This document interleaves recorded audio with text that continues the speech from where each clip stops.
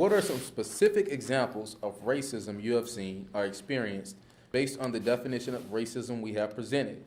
They had a white man carrying an open carry gun, and they had a black man carrying an open carry gun. We watched a documentary, and there were black people, like they went and got skeptics who didn't believe that they weren't given the same privileges. And while the white man, he was carrying the open carry gun, the police stopped him, kind of questioned him, but they let him go. Well, the black men, they instantly got out of the cars, took out their guns, and pinned them down.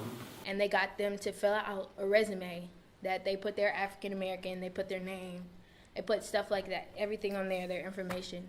And then they filled out another one with a different name, all the same qualifications, and they said they were white. They were getting calls for these fake resumes, while the people that were black who had the exact same qualifications, nobody called them, nobody tried to approach them to see if they could have the job.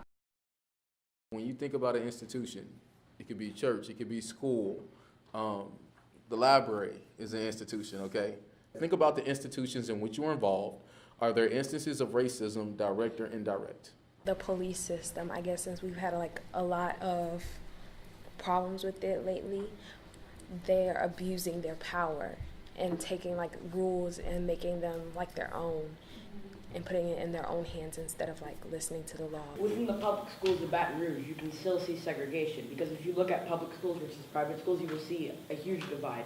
You can see mainly black people are going to the public schools, and mainly white people, in Baton Rouge at least, are going to the private schools. Racism is an opinion without fact, I guess. It's just that they have power. It's not really facts that they're feeling, it's just how they feel. And racism is when they have power to carry out how they feel. Since racism has institutional backing, what changes do you think could be made to the institution that could end racism?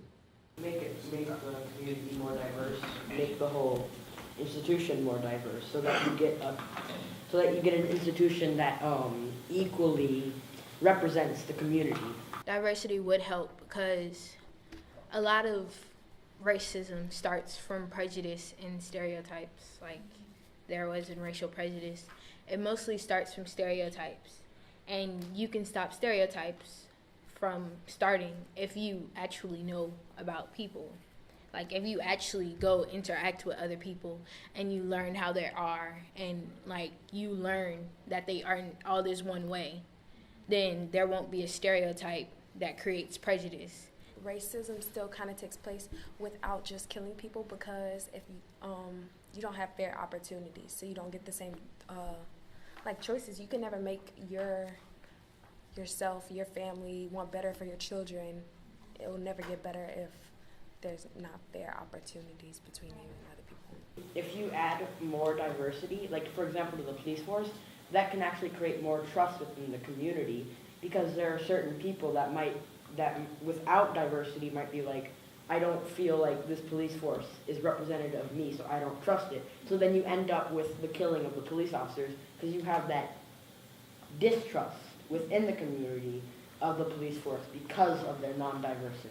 What do you think you guys could do in the institutions in which you're involved that can make a change, whether it's small or large?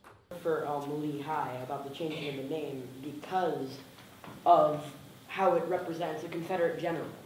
That's I actually spoke up in that. That's one way I can participate in democracy and helping change the institutional racism in our society. Speaking up and making sure that you're not letting any racism happen, whether it's your coach treats somebody else different, or letting somebody know what they're doing and what's wrong about it, or they're ignorant of something that they think they know, and just speaking up and letting people know.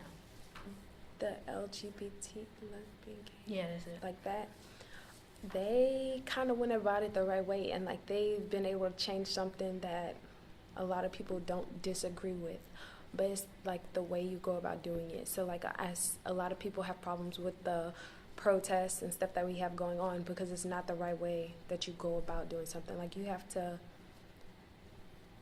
have like correct reasoning behind it, go to court. Like, you can't just go out there and stand on the like property screaming at police officers and think, oh, they're just gonna start thinking about it and change. You have to put yourself like in a position to be able to change it.